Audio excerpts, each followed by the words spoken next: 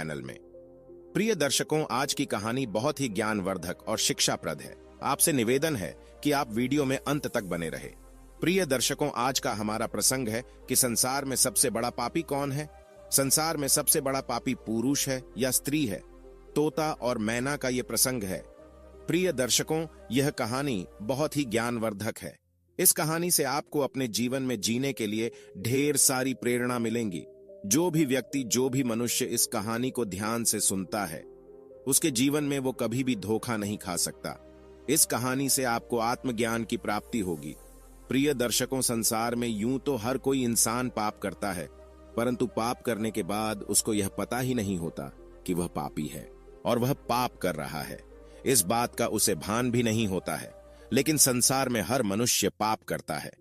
प्रिय दर्शकों, इस संसार में कई लोग ऐसे होते हैं जो रात दिन पाप करते हैं और पाप करने के बाद ये कहते हैं कि हम पापी नहीं हैं। प्रिय दर्शकों, पाप का भागीदारी बनना यानी नरक का वासी होना होता है। प्रिय दर्शकों, इसलिए जितना हो सके पाप से बच के रहे। अपने कर्म में कभी पाप को इकट्ठा ना होने दे। अपने नसीब में पाप का लेखा जोखा नहीं होना चाहिए। प्रिय दर्शकों, आज का जो प्रसंग है वो यही है कि संसार में सबसे बड़ा पापी कौन है। यह एक तोता और मैना की बहुत प्यारी कहानी है। यह कहानी बहुत सुंदर और बहुत ही रोचक है। इस कहानी को सभी दर्शक ध्यान से सुने और इस कहानी पर हो सके तो जरूर अमल भी करें। प्रिय दर्शकों, चलिए शुरू करते हैं आज का प्यारा सा प्रसंग। एक नगर में एक राजा रहा करते थे। राजा बहुत ही धर्मात्मा थे, बहुत ही पुण्यमान थे। प्रिय दर्शकों, उनके राज्य में हर इंसान राम राज्य की तरह जीता था। उस राज्य में कभी कोई इंसान पाप नहीं करता था। उस राज्य में कोई भी बंदा, कोई भी मनुष्य मांस मदिरा का सेवन नहीं करता था। मनुष्य बड़े सुख शांति से उस राज्य में जीवन व्यतीत करते थे। उस राज्य की, उस राजा की न्याय प्रक्रिया भी बहुत अच्छी थी। उस राजा को न्याय प्रक्रिया में भी दूर दूर के राजा मानते थे, उसका सम्मान करते थे। सभी लोग उस राजा की बड़ी तारीफ किया करते थे, क्योंकि वो दान पुण्य में सबसे ज्यादा विश्वास रखने वाला राजा था। प्रिय दर्शकों, उस राजा के पास एक तोता और एक मैना रहा करते थे। दोनों को एक ही पिंजरे में राजा रखा करता था। एक दिन की बात है, तोता और मैना दोनों एक ही पिंजरे में बैठे हुए थे। तोता मैना से कहता है, प्रिय, इस संसार में सबसे ज्यादा पापी स्त्री होती है। मैना कहती है, नहीं, स्त्री नहीं होती है, पुरुष सबसे ज्यादा पापी होता है। प्रिय दर्शकों, इस बात को लेकर के दोनों में वाद विवाद होने लगा। मैना कहती है, पुरुष सबसे बड़ा पापी होता है, और तोता कहता है कि पुरुष नहीं, स्त्री सबसे बड़ी पापी होती है। इसी बात को लेकर के दोनों में विवाद चलने लगता है। प्रिय दर्शकों, जब जोर जोर से झगड़ा होने लगा तो राजा को जब पता चला तो राजा उन दोनों के पास आया और राजा दोनों से कहने लगा, तोता मैना, तुम दोनों क्यों झगड़ रहे हो? प्रिय दर्शकों, तब दोनों अपनी अपनी बात सुनाते हैं। मैना कहती है, देखिए राजा साहब, तोता मान ही नहीं रहा है कि संसार में सबसे बड़ा पापी पुरुष होता है। तोता कहता है कि राजा साहब, मैना नहीं मान रही है कि सबसे बड़ी पापी संसार में स्त्री होती है। दोनों की बात सुनने के बाद राजा मैना से कहता है कि मैना, अब आप सुनाइए, आप मुझे ये बताइए कि पुरुष सबसे बड़ा पापी संसार में कैसे है। प्रिय दर्शक को तब मैना एक छोटी सी कहानी सुनाती है और कहती है कि राजा साहब, एक नगर में एक सेठ रहा करता था। उस सेठ का एक लड़का था और वह लड़का रात दिन जुआबाजी और सट्टा खेलता था। सेठ के खूब समझाने के बावजूद भी वह लड़का नहीं समझता था। अंततः सेठ उसको समझा समझाकर मृत्यु को प्राप्त हो गया, लेकिन वो लड़का नहीं समझा। प्रिय दर्शकों, मैना आगे कहती है, जब पिता की मृत्यु होने के बाद वो लड़का और भी ज्यादा अस्वतंत्र हो गया। अपने पिता की सारी जमीन, सारी जमा पूंजी को सट्टे में फूंक दिया। सट्टाबाजी में ही पूरी जमा पूंजी को लगा दिया और बर्बाद होकर के जमीन दौलत सब कुछ बेच करके बस सट्टेबाजी में लग गया और गांव छोड़कर निकल गया। जब वो लड़का गांव छोड़कर निकल जाता है तो दोबारा लौट करके उस गांव में नहीं आता है। घूमता घूमता वो एक नगर में पहुंच जाता है। उस नगर के राजा के महल के सामने जाकर के बैठ जाता है। राजा उस लड़के को देखता है और देखने के बाद राजा सोचने लगता है कि ये लड़का बड़ा सुंदर है। हो सकता है या तो कोई सेठ का लड़का हो या किसी राजा का लड़का हो। राजा इसी बात को सोचकर उस लड़के को अपने पास बुलवाता है। सैनिक उस लड़के को राजा के पास लेकर के जाते हैं। राजा उस लड़के से पूछता है, भाई, तुम कहां से आए हो? दिखने में बड़े सुंदर हो, सीधे साधे लगते हो। तुम कौन हो, कहां से आए हो, तुमको क्या परेशानी है? लड़का राजा को जवाब देता है। वो राजा से कहता है, राजा साहब, मैं एक बहुत बड़ा व्यापारी हूं। रास्ते में कुछ गुंडों ने, कुछ लुटेरों ने मिलकर के मेरा सामान लूट लिया है और मैं यहां पहुंच गया हूं। प्रिय दर्शकों, उस लड़के की इतनी बात सुनकर राजा उस लड़के पर विश्वास कर लेता है। लड़का राजा से कहता है कि राजा साहब, मेरा सारा सामान लुटेरों ने लूट लिया है। मेरे पास कुछ भी नहीं है, खाने को भी मेरे पास कुछ भी नहीं बचा है। सब कुछ लुटेरों ने लूट लिया है। मुझे मेरे गांव जाने के लिए भी पैसे नहीं है। राजा उस लड़के की बात पर विश्वास कर लेता है। लड़का कहता है, यदि राजा साहब आप मेरी थोड़ी सी सहायता कर दें तो मैं अपने गांव तक जा सकता हूं और आपका बहुत ही भला होगा, आपकी बड़ी कृपा होगी। प्रिय दर्शकों, राजा लड़के के झांसे में आ जाता है। राजा सोचने लगता है कि लड़का व्यापारी है और बड़ा सुंदर भी है। उस राजा का कोई लड़का नहीं था, सिर्फ एक लड़की थी। वो राजा सोचने लगा कि मेरी मृत्यु के बाद मेरे राज्य को ये लड़का बड़े आराम से संभाल सकता है, क्योंकि लड़का सुंदर भी है और ज्ञानी भी है, बड़ा व्यापारी भी है। यही बात सोचकर वो सोचने लगता है कि क्यों ना मैं अपनी लड़की की शादी इस लड़के से करवा दूं और यह मेरा घर जमाई बन करके रह सकता है और आने वाले समय में यह मेरे राज्य को भी संभाल सकता है। यही सोचकर राजा उस लड़के से कहता है, बेटा, मैं अपनी पुत्री की शादी तुम्हारे साथ कर दूं तो तुम्हें कोई आपत्ति तो नहीं है। प्रिय दर्शकों, लड़का यह बात को सुनकर मन ही मन में अंदर ही अंदर बड़ा खुश होने लगता है। लड़का राजा से कहता है, हाँ राजा साहब, मैं तैयार हूं। यदि आपका हुक्म है, आपका आदेश है, तो मैं कैसे मना कर सकता हूं। प्रिय दर्शकों, राजा अपनी पुत्री की शादी उस लड़के से करा देते हैं। काफी सारा धन दौलत और दास दासियां देकर अपनी पुत्री को उस लड़के के साथ राजा विदा कर देते हैं। प्रिय दर्शकों, जब लड़का राजा की पुत्री को लेकर के जाता है तो रास्ते में उन्हें एक जंगल पड़ता है। उस जंगल में वो लड़का उस राजा की पुत्री से कहता है, देखो, अब तुम मेरी पत्नी हो और पत्नी का यह धर्म होता है कि वो पति की हर बात का पालन करे। लड़का कहता है, ये घना जंगल है और इस जंगल में लुटेरे बहुत ज्यादा होते हैं। इसी जंगल में मेरा भी सारा सामान लुटेरे लूट के ले गए थे, इसलिए आपके पास जितने भी गहने आपने पहन रखे हैं वो सारे उतार कर मुझे दे दीजिए, वरना लुटेरे यहां से लूट करके ले जा सकते हैं। प्रिय दर्शकों, पत्नी अपने पति पर विश्वास करती है और यह सदा से चला आ रहा है कि पत्नी अपने पति पर विश्वास करती है। वो पत्नी भी अपने पति पर पूर्ण विश्वास करती थी। तो वो कहती है, ठीक है जी, यदि आप कह रहे हैं तो मैं अपने सारे गहने उतार करके आपको दे देती हूं। प्रिय दर्शकों, वो राजा की लड़की अपने सारे गहने उतार कर अपने पति को दे देती है। वह लड़का पत्नी के सारे गहने लेकर अपनी कमर में बांध लेता है। प्रिय दर्शकों, और राजा ने जितना भी धन दौलत दिया था उन सबको वो एक जगह इकट्ठा कर लेता है और रास्ते में आगे जाकर के वह विश्राम करने के लिए रुकते हैं। जब वह विश्राम करने के लिए रुकते हैं तो लड़का सभी दास दासियों को मार देता है और उस लड़की को पास ही में कुआं था, उस कुएं में धकेल देता है और वहां से सारा सामान लेकर के भाग जाता है। लड़का सोचता है कि सबको मार दिया है, पत्नी को भी कुएं में धकेल दिया है तो पत्नी भी खत्म हो जाएगी और अब मैं इन पैसों से बड़े आराम से अपना जीवन व्यतीत करूंगा। खूब मैं जुआबाजी करूंगा, खूब मैं सट्टा लगाऊंगा। यही सोच करके लड़का वहां से सारा सामान लेकर के भाग जाता है। प्रिय दर्शकों, लेकिन उस लड़के की पत्नी कुएं में खत्म नहीं हुई। उसने एक डाल को पकड़ लिया और जोर जोर से चिल्लाती रही कि मुझे कोई कुएं से बाहर निकालो। प्रिय दर्शकों, रास्ते में कुछ लोग जा रहे थे। उन लोगों ने उस लड़की की आवाज सुनी और उस लड़की को कुएं से बाहर निकाल लिया। लड़की वापस अपने राज्य में पिता के घर पहुंच जाती है। उस लड़की का पिता उस लड़की से पूछता है और कहता है, पुत्री, क्या हो गया, तुम वापस कैसे चली आई? वह लड़की कहती है, पिताश्री, रास्ते में हमें कुछ गुंडे मिल गए थे और गुंडों ने हमारे साथ यह दुर्व्यवहार किया, सभी दास दासियों को खत्म कर दिया और मुझे कुएं में धकेल दिया और मेरे पति का कोई पता नहीं है। प्रिय दर्शकों, वह लड़की पतिव्रता थी, इसलिए उसने उस घटना के बारे में अपने पिता को नहीं बताया। कुछ समय के लिए वह लड़की अपने पिता के घर रहने लगी। कुछ समय निकलने के बाद वो लड़का फिर से उस राजा के द्वार पर आता है, अपने ससुर के राज्य में आता है। प्रिय दर्शकों, वह जितना भी धन लूट करके ले गया था उसने सब कुछ जुआबाजी सट्टाबाजी में उड़ा दिया था। जब एक भी पैसा उसके पास नहीं बचा तो वो लड़का फिर से अपने ससुर के पास आता है। वो सोचने लगता है कि अपने ससुर से जाकर यह कहूंगा कि ससुर जी, आप नाना बनने वाले हैं। इस बात को सुनकर ससुर जी मुझे फिर से बहुत सारा धन देंगे और इस धन से मैं फिर से अय्याशी करूंगा। यही सोचकर वह लड़का फिर से उस राजा के द्वार पर आता है, लेकिन उस लड़के को द्वार पर ही उसकी पत्नी मिल जाती है। वह लड़की अपने पति को देखकर पहले तो थोड़ा गुस्सा होती है और बाद में अपने पति को बुलाकर कहती है, देखो जी, मैंने अपने पिता को ऐसी कोई बात नहीं बताई है। मैंने अपने पिता से यह कहा है कि हमें रास्ते में कुछ लुटेरों ने लूट लिया है और दास दासियों को मार दिया है और मुझे कुएं में धकेल दिया है और मेरे पति का कुछ पता नहीं है।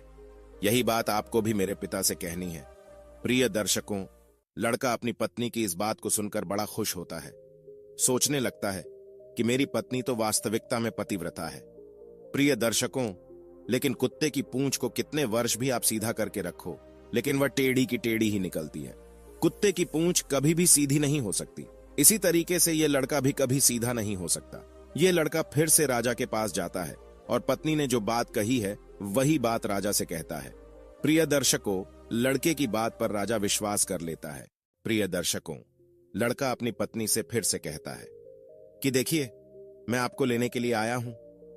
मुझे अपनी गलती का एहसास है। पता नहीं ऐसा क्या हुआ था मेरे साथ जो मैंने आपके साथ ऐसा व्यवहार किया, लेकिन मुझे अब मेरी गलती का एहसास हो गया है। मैं आपको लेने के लिए आया हूं। आपको कल सुबह ही प्रातःकाल ही मैं यहां से लेकर जाऊंगा। आप तैयार रहिएगा। अब आप जाकर सो जाइए। प्रिय दर्शकों, सारे घर वाले सो जाते हैं। राजा सो जाता है, उसकी पत्नी सो जाती है। वह लड़का आंधी रात को उठता है और राजा की तलवार से राजा की गर्दन काट देता है, अपनी पत्नी की गर्दन काट देता है। सभी को मारने के बाद वहां से काफी सारा धन लूट करके लेकर चले जाता है। प्रिय दर्शकों, इतनी बात मैना राजा को कहती है। राजा मैना की इस बात को सुनकर सोच में पड़ जाते हैं। उसके बाद तोता एक कहानी सुनाता है। तोता भी कहता है कि राजा साहब, मेरी भी एक छोटी सी कहानी सुन लीजिए। तोता त्रिया चरित्र के बारे में राजा को कहानी सुनाता है। त्रिया चरित्र की संपूर्ण कहानी राजा के समक्ष रखता है। तोता कहता है, बहुत समय पहले की बात है। किसी राज्य में एक राजा रहा करता था। वह राजा बहुत ही धर्मात्मा राजा था। उसकी राज्य की चर्चाएं बहुत दूर दूर तक फैली हुई थी। उस राजा का एक पुत्र था जिसकी उम्र कुछ ज्यादा नहीं थी, 12 या 13 वर्ष होगी। वह राजकुमार बड़ा ही सुंदर था। राजा उसकी शादी कर देता है। जब राजा ने उसकी शादी की तो राजकुमार मात्र 14 वर्ष का था। तभी उसकी शादी कर दी। राजा भी अब बूढ़ा हो चुका था। एक दिन राजा ने सोचा कि अपने राजकुमार को अब राजा बना देते हैं, क्योंकि उस राजा ने कई शादियां की थीं और पहले के राजाओं में यही नियम था कि राजा जितनी चाहे उतनी शादी कर सकता था। वह राजा अपने पुत्र को राजा बना देता है। उसकी शादी हो चुकी थी और एक नहीं, राजकुमार की 7 शादी हो चुकी थी। राजकुमार की भी 7 रानियां आई हुई थीं। वह राजकुमार जो कि राजा बना था, अपना पढ़ाई लिखाई फिर भी कर रहा था। वह रोज विद्यालय पढ़ने के लिए जाया करता था। एक दिन की बात है, जब वह राजकुमार पढ़ने के लिए विद्यालय जा रहा था तो रास्ते में उसे एक पनिहारीन मिली। वह पनिहारीन भी बहुत सुंदर थी। उस पनिहारीन ने राजकुमार से पूछा कि हे राजा, आप रोज कहां जाते हैं? वह राजकुमार कहता है कि मैं रोज पढ़ने के लिए, विद्या ग्रहण करने के लिए अपने गुरु के पास जाता हूं। पनिहारीन कहती है, यह तो अच्छी बात है, लेकिन यह बताइए, आपने त्रिया चरित्र पढ़ा है? राजकुमार कहता है कि नहीं। पनिहारीन कहती है कि आप त्रिया चरित्र अवश्य पढ़ो। राजकुमार कहता है कि यह त्रिया चरित्र क्या होता है?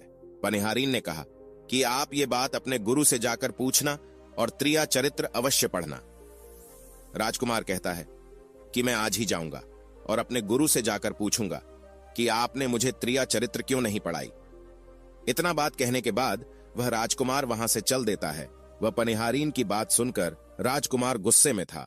उसकी आंखें लाल थीं। वह अपने गुरु को जाकर प्रणाम करता है। गुरुजी ने पूछा कि बेटा, क्या हुआ? आज तुम क्रोध में क्यों दिखाई दे रहे हो और तुम्हारी आंखें लाल क्यों हैं? क्या बात है, मुझे बताओ। राजकुमार ने क्रोध में जवाब दिया कि गुरुदेव, आपने मुझे त्रिया चरित्र क्यों नहीं पढ़ाई? ये बात आपने क्यों छुपाई? त्रिया चरित्र के बारे में मुझे बताया क्यों नहीं?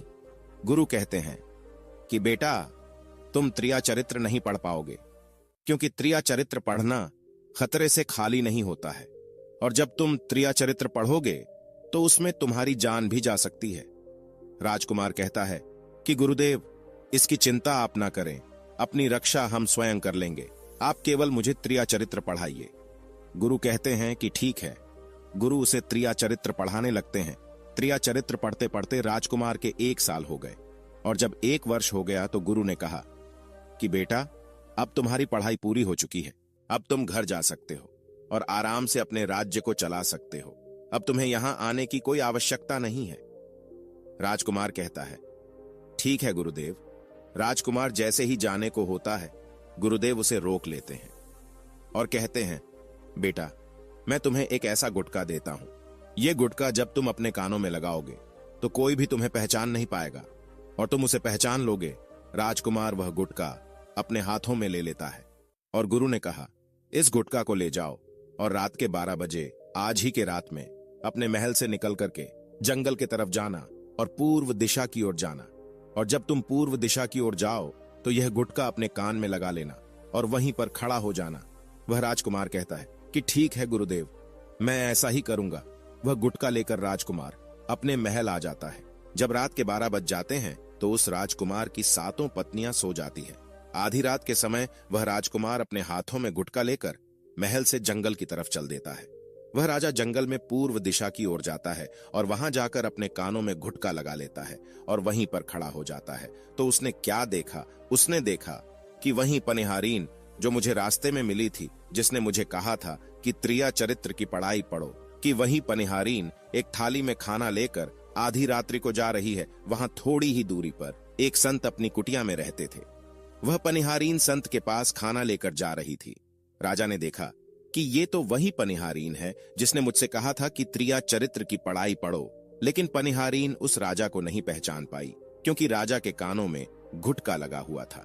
गुटखा लगने की वजह से राजा किसी को भी पहचान सकता था। राजा ने अपने मन में सोचा कि चलो उसके पीछे चलते हैं कि ये आधी रात को भोजन लेकर संत की कुटिया की तरफ क्यों जा रही है, इसका क्या कारण है। वह राजा भी उसके पीछे पीछे छुपता हुआ चल दिया। अब वह पनिहारीन उस कुटिया में उस साधु के वहां पहुंचती है। उस बाबा के पास एक जादू की पोटली थी। वह बाबा जादूगर था। राजा पीछे पीछे गया और वह छुप करके देख रहा था कि वह पनिहारीन और ओ बाबा क्या करेंगे। साधु ने उस पनिहारीन से कहा कि अरे पनिहारीन, पहले तो मुझे यह बता कि आज आ जाने में इतनी देर कैसे लग गई। हाथ जोड़कर वह पनिहारीन कहने लगी कि महात्मा जी, मेरा गहना हो चुका है और हमारे पति हमें ले जाने के लिए आए हैं। हमें लेकर कल चले जाएंगे, इसीलिए हमें उन्हें सुलाने में थोड़ी देर लग गई और यहां आने में भी देर हो गई। जब ये बात साधु ने सुना कि इसका विवाह हो चुका है और इसका पति इसे लेने आया है, तो वह साधु कहता है कि हे पनिहारीन, इसका मतलब है कि तुम अपने पति के साथ जाना चाहती हो, तो हमारे पास क्यों आई? चली जा यहां से। पनिहारीन कहती है कि मैं आपके बिना नहीं रह सकती हूं, मैं आपके बिना नहीं जी सकती हूं। तो साधु कहता है कि हे पनिहारीन, इसके लिए तुम्हें एक काम करना होगा। साधु एक बड़ा सा चाकू निकालता है और पनिहारीन से कहता है कि हे पनिहारीन की, जाओ अपने पति के गर्दन काट कर यहां लेकर आओ। जाओ अपने उस पति को मार दो जो हमारे और तुम्हारे बीच में दरार बन रहा है। तब मैं तुम्हें रखूंगा, तुमसे विवाह करूंगा, तुम्हें अपनी पत्नी बनाऊंगा। बिना कुछ सोचे समझे वो पनिहारीन चाकू लेती है और दौड़ते हुए अपने घर जाती है। और उसका पति सो रहा था। वह जाकर अपनी पति की गर्दन काट देती है और उसकी गर्दन को लेकर साधु के पास आती है। और जो राजकुमार थे उसके पीछे पीछे उसका सारा कारनामा देख रहे थे। जब साधु ने देखा कि अपने पति को मार करके उसकी गर्दन यहां लेकर आई है, साधु को बहुत गुस्सा आया। साधु ने उसे लात मारी और कहा, भाग जा यहां से। जब तू अपने पति की नहीं हो सकी, जिसके साथ तूने फेरे लिए हैं, तू मेरी क्या होगी? जल्दी भाग जा यहां से। अगर तू मेरे पास दोबारा आई तो मैं तुझे जीवित नहीं छोड़ूंगा। साधु की यह बात सुनकर उस पनिहारीन को ऐसा लगा जैसे उसके पैरों तले जमीन खिसक गई हो। फिर भी अपने पति की कटी हुई गर्दन लेकर के आई और उसकी गर्दन जोड़ देती है और वहीं बैठ जाती है। और इधर जैसे ही सवेरा हुआ, अपने पति के पास बैठकर रोने लगती है और चिल्लाने लगती है। कहती है, देखो देखो, किसी ने मेरे पति की हत्या कर दी। रात में उस पनिहारीन की सारा कारनामा राजकुमार देख चुका था। इधर सारे गांव वाले उस पनिहारीन के घर चले जाते हैं और उसके पति की लाश को लेकर गांव के बाहर जाते हैं उसका दाह संस्कार करने के लिए। और वह पनिहारीन पीछे से भागती हुई रोती हुई चली जा रही थी। और उधर राजकुमार भी जा रहे थे, जो कि अपने राज्य के राजा बन चुके थे। पनिहारीन रोती हुई चिल्लाती हुई पहुंची और कहने लगी, मैं तो सती बनूंगी, क्योंकि अगर जब मेरे पति ही नहीं रहे तो ऐसे जीवन का क्या फायदा? मैं इन्हीं के साथ सती हो जाऊंगी। राजा को उसकी बातें सुनकर हंसी आ जाती है और राजा कहता है, त्रिया चरित्र जाने ना कोई, और खसम मार के सती हुई। राजकुमार की यह बात और कोई तो नहीं समझ पाया, लेकिन वह पनिहारीन समझ जाती है। पनिहारीन कहती है कि राजा साहब, आप हमारे ऊपर यह बात कह रहे हैं, लेकिन चलिए कोई बात नहीं, मैं सती हो जाऊंगी। पनिहारीन कहती है कि जाते जाते मैं तुम्हें एक बात बताती हूं। राजकुमार कहता है, क्या बताओ? पनिहारीन कहती है कि राजा साहब, आप जब चटाई पर बैठे तो उस चटाई को झाड़ कर बैठिएगा।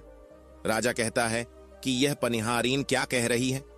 मैं तो राजा हूं, मुझे चटाई पर बैठने की क्या आवश्यकता है? पनिहारीन कहती है कि नहीं, जब भी तुम्हें कोई नौबत आए चटाई पर बैठने की, तो तुम चटाई को झाड़ कर बैठना। राजकुमार कहता है कि चलो ठीक है, अगर तुम कह रही हो तो मैं ऐसा ही करूंगा। इतना कहने के बाद वह अपने पति के साथ सती हो जाती है और राजकुमार उनका अंतिम संस्कार करवा के अपने घर को आ जाते हैं। इसी तरीके से पूरा दिन व्यतीत हुआ और उधर जब दूसरी रात आई, अपने गुरु के कहने के अनुसार वही गुटका कान में लगाया और पूर्व दिशा की ओर उसी स्थान पर जाकर खड़ा हो गया जहां पर पिछली रात खड़ा हुआ था।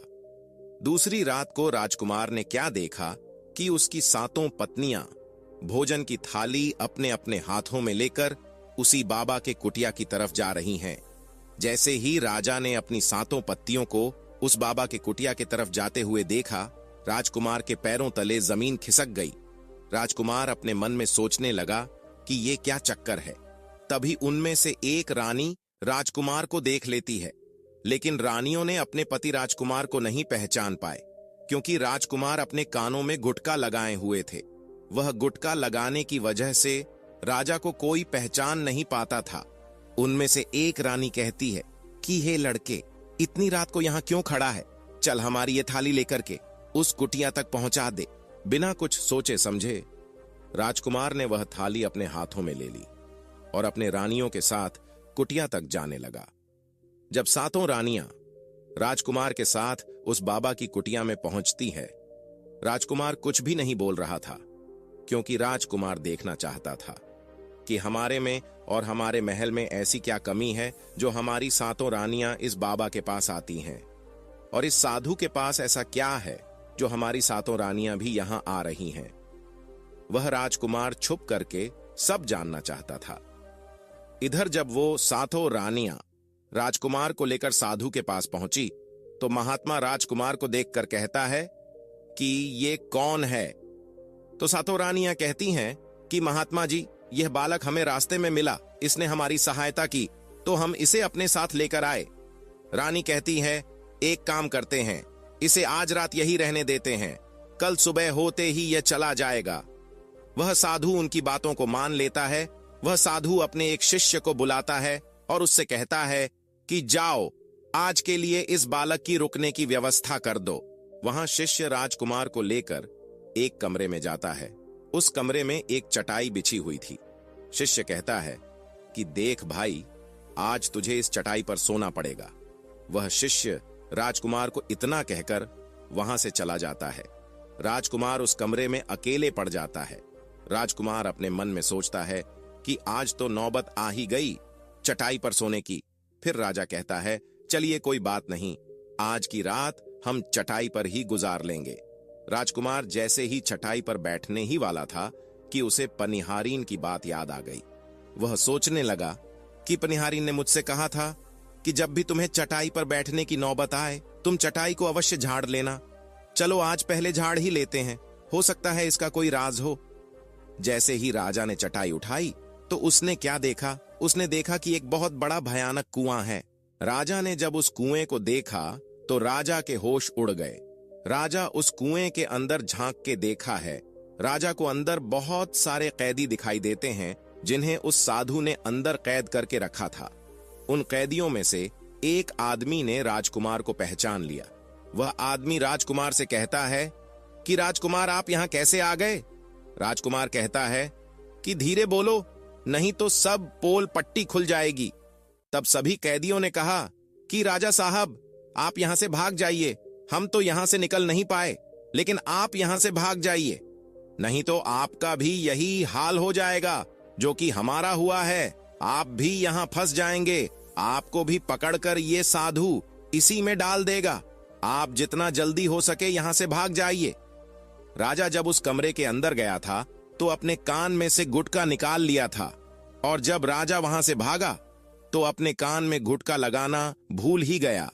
राजा को भागते हुए उन रानियों ने और साधु ने देख लिया था। रानियों ने जब राजा को भागते हुए देखा तो रानियां कहती हैं, ये तो हमारे पति हैं। रानियां उस महात्मा से कहती हैं कि महात्मा जी, अब तो हमारी सारी पोल पट्टी खुल जाएगी। ये तो हमारे पति हैं और वह भागे जा रहे हैं। उन्होंने हमें यहां देख लिया है, अब हमारा क्या होगा? वह साधु कहता है कि तुम यहां क्या देख रही हो, जल्दी जाओ और अपने पति को पकड़कर लाओ। वह सातों रानियां राजकुमार को पकड़ने के लिए दौड़ी दौड़ी जाती है, लेकिन वह राजकुमार, वह राजा जो था, इतना तेज भागा कि वो अपने महल जा पहुंचा। रानियां घबरा गईं, रानियों के तो होश उड़ गए। रानियां फिर वापस उसी बाबा के पास आती हैं और बाबा से कहती हैं कि महाराज, अब तो हमारे पति हमें जीवित नहीं छोड़ेंगे, हम जैसे ही घर जाएंगे वो हमारी जान ले लेंगे। हे महात्मा, आप हमें बचा लीजिए, इसका कोई उपाय कीजिए। तब जाके वह साधु उन रानियों को एक जादुई कील देता है और कहता है कि जब तुम महल जाओ तो अपने पति को बहला फुसलाकर उसके माथे में ये कील ठोक देना। यह जादुई कील तुम्हारे पति को भेड़ बना देगा और तुम सातों मिलकर उसे मार देना। बस कहानी खत्म हो जाएगी और तुम सातों रानियां बच जाओगे।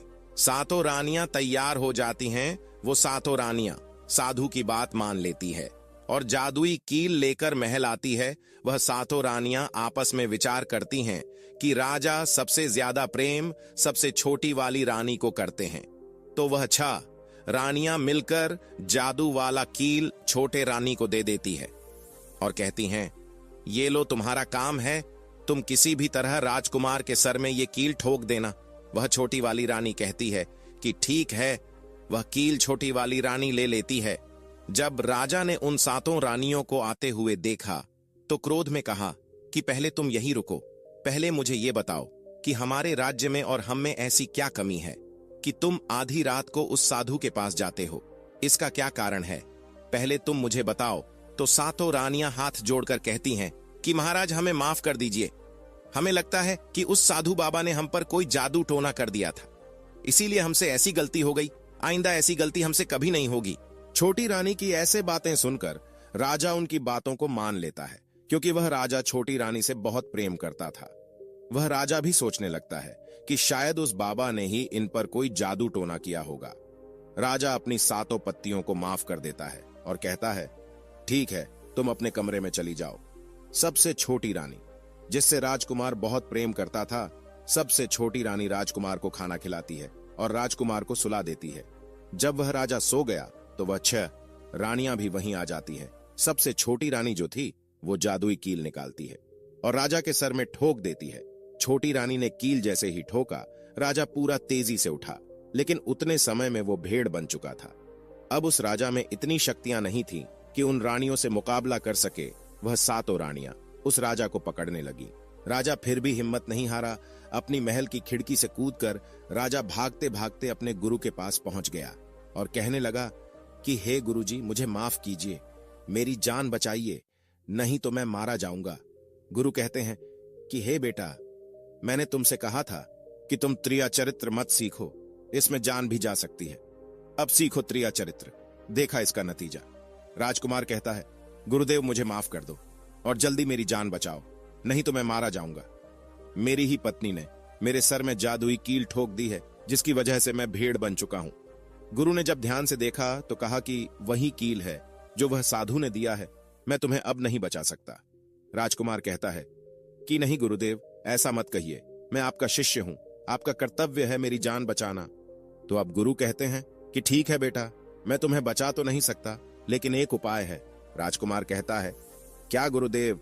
वह गुरु कहते हैं कि हम तुम्हें तोता बना देंगे, और जब हम तुम्हें तोता बना देंगे तो तुम सुखवाल राजा के राज्य में चले जाना और वहीं जाकर रहना, क्योंकि सुखवाल राज्य में वह साधु का जादू नहीं चलता है। वह राजकुमार कहता है, ठीक है गुरुदेव, आप हमें तोता बना दीजिए। वह गुरुदेव उसे तोता बना देते हैं और वो तोता बनने के बाद वो वहां से उड़ा और सुखवाल राजा के राज्य में चला गया। जहां पर बहुत सारे तोता रहते थे वहीं जाके रहने लगा और सातों रानियां उस राजकुमार को खोज रही थीं। जब राजकुमार नहीं मिला तो वह फिर से उस बाबा के पास जाती हैं और कहती है कि बाबा जी, वह राजकुमार तो भाग चुका है, आप अपनी पोटली निकालिए और देखिए कि वह कहां है। वह महात्मा अपने पोटली खोलता है और देखने लगता है कि वह राजकुमार तोता बनकर के सुखवाल राजा के राज्य में रह रहा है। वह साधु ये सारी बात रानियों को बताता है तो रानियां कहती हैं कि हे स्वामी, अब क्या करें। वह साधु कहता है कि अब तुम अपने राजमहल में जाओ और जाकर के घोषणा कर दो कि जो भी तोता पकड़ करके लाएगा हम उसे 5 सोने के सिक्के देंगे। वह सातों रानियां अपने महल पहुंचती हैं और वहां पर घोषणा कर देती है कि सभी बहेलियां से कह दो कि जो भी तोता पकड़ कर लाएगा हम उसे 5 सोने के सिक्के देंगे। उस राज्य के जितने बहेलियां थे तोता पकड़ने के लिए चारों तरफ घूमने लगते हैं और जो भी तोता पकड़ते लेकर के रानी के पास जाते और 5 सिक्के लेते और वहां से चले जाते और वह सातों रानियां उस तोते को मार देती। ऐसे ही धीरे धीरे बहुत समय निकल गया और यह राजकुमार जो तोता बनकर जहां गया था वहां सारे तोताओं से बहुत अच्छी अच्छी बातें करता था, उन्हें बहुत ज्ञान की बातें बताता था। तो सारे तोता को लगा कि यह तोता तो बहुत समझदार है, यह तोता तो बहुत अच्छी अच्छी बातें करता है, इसे हम अपना राजा बना लेते हैं। सभी तोता मिलकर के उसे राजा बना लेते हैं। वह राजकुमार सभी तोताओं का राजा बन जाता है और वहीं छुपकर रहने लगता है। एक बहेलिया तोता पकड़ते पकड़ते सुखवाल राजा के राज में पहुंच जाता है और वह उसी पेड़ के पास पहुंच जाता है जहां पर वह राजकुमार तोता बनकर छुप कर रहता था। जब उस बहेलिये ने इतने सारे तोते को देखा तो अपने मन में सोचा कि अगर हम इतने सारे तोते पकड़कर रानी के पास ले जाएंगे तो हमें बहुत सारे सोने के सिक्के मिल जाएंगे। लेकिन वह बहेलिया सोचता है कि हम इतने सारे तोताओं को पकड़ेंगे कैसे। जिस पेड़ पर वह तोता रहते थे वह पेड़ गोंद वाला था। जैसे ही सुबह हुआ उस पेड़ से सारे तोता उड़कर दाना पानी के लिए बाहर चले जाते हैं और इधर बहेलिया क्या करता है, अपने चाकू से पेड़ पर चारों तरफ कट लगा देता है जिससे कि पेड़ से बहुत सारे गोंद निकल जाते हैं। पेड़ के चारों तरफ गोंद ही गोंद हो जाते हैं। अब बहेलिया सोचता है कि जब भी वो सारे तोते आएंगे इस पेड़ पर बैठेंगे वो सभी इस पेड़ में चिपक जाएंगे और मैं आसानी से उन्हें पकड़ कर लेकर चला जाऊंगा। बहेलिया वहीं छिप करके देखने लगा और जब शाम हुआ सारे तोता वापस आए और वह तोता जैसे ही पेड़ पर बैठे सभी का पैर उस पेड़ में चिपक गया क्योंकि पूरे पेड़ में गोंद ही गोंद लगा हुआ था। अब तो सारे तोते परेशान हो गए, उसमें राजकुमार भी जो तोता बना हुआ था वो भी चिपक गया था। सारे तोते राजकुमार से कहते हैं, क्योंकि सारे तोते राजकुमार को अपना गुरु मानते थे, कि आप कुछ भी सोचो, हम सबको बाहर निकालो, नहीं तो सुबह तक वो बहेलिया आएगा और हमें पकड़ कर लेकर चला जाएगा। वह राजकुमार कहता है कि तुम बिल्कुल चिंता ना करो, जब वो सुबह बहेलिया आएगा तो तुम सभी ऐसा करना कि उस बहेलिया को लगे कि सारे तोते मर चुके हैं और जब सभी तोते को पेड़ से छुड़ाकर नीचे फेंक दे तो सभी उड़कर भाग जाना।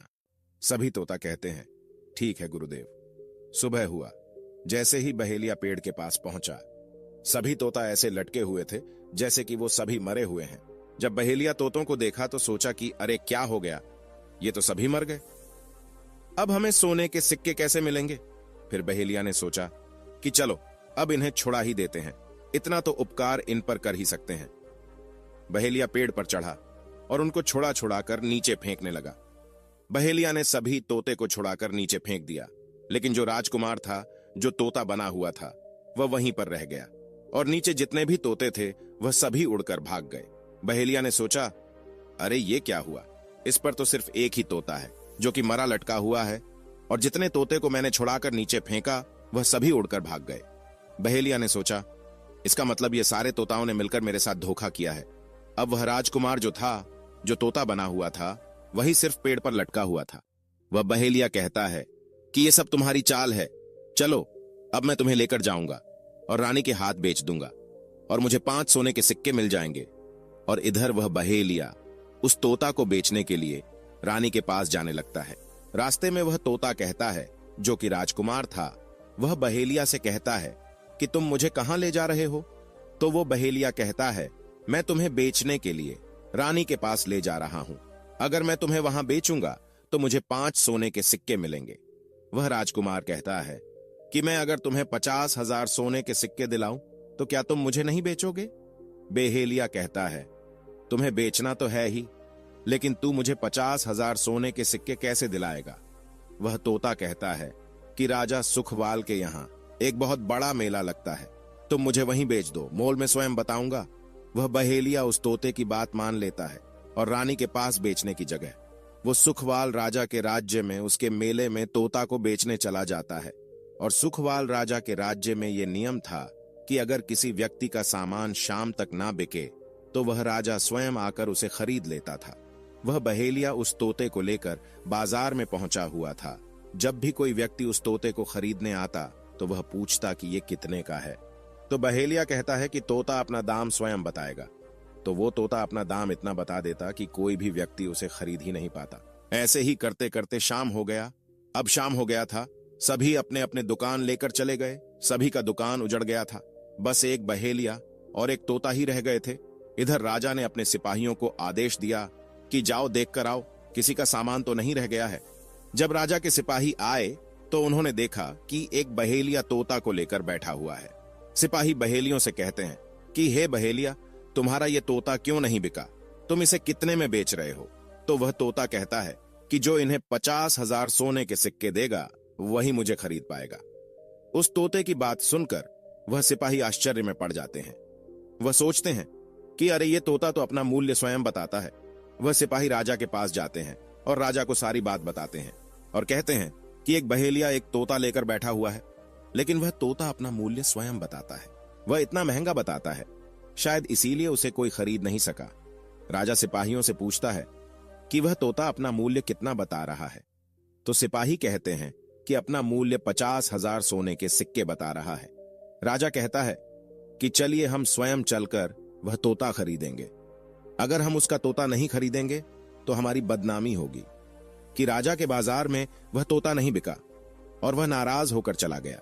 वह राजा अपने मंत्रियों के साथ अपने रथ पे सवार होकर बाजार में पहुंचता है। राजा बहेलिये से कहता है कि बहेलिया, इसका क्या मोल है? बहेलिया हाथ जोड़कर कहता है कि राजा साहब, अपना मोल तोता स्वयं बताएगा। वह राजा फिर तोते से पूछा तो तोता कहता है कि राजा साहब, जो इन्हें 50,000 सोने के सिक्के देगा वही मुझे खरीद पाएगा। राजा अपने सिपाहियों से 50,000 सोने के सिक्के मंगवाता है और बहेलियों को पकड़ा देता है और तोता को लेकर अपने महल चला जाता है। वह तोता बहुत ही बुद्धिमान था, क्योंकि वह राजा था। वह तोता राजा को बहुत अच्छी अच्छी बातें बताने लगा। जब राजा पे कोई खतरा आने वाला होता तभी वो तोता बता देता कि राजा साहब, आप पे ये खतरा आने वाला है। राजा भी उस तोते से बहुत अधिक प्रेम करने लगते हैं। जब यह बात रानियों को पता चली कि राजा एक ऐसा तोता लेकर आए हैं जो कि तोता बोलता है और बहुत अच्छी अच्छी बातें बताता है, तो रानियां राजा से कहती हैं कि उस तोता को मेरे पास भिजवा दीजिए। हम भी उस तोता को देखना चाहते हैं, हम भी उस तोता से बातें करना चाहते हैं। राजा अपने मंत्रियों से कह के वह तोता रानियों के पास भिजवा देता है। वह रानी उस तोते से बातें करके बहुत खुश हो जाती है।